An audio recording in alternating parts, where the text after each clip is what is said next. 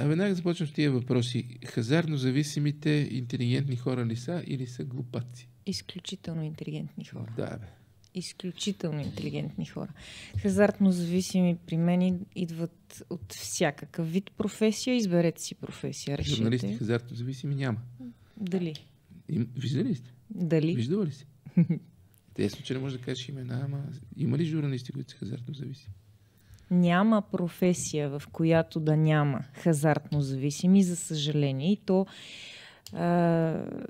включително с близки на такива хора съм разговаряла, които само и само за да не дойдат при мен, а близките им виждат, че има проблем, идва близкия, който казва ми, той понеже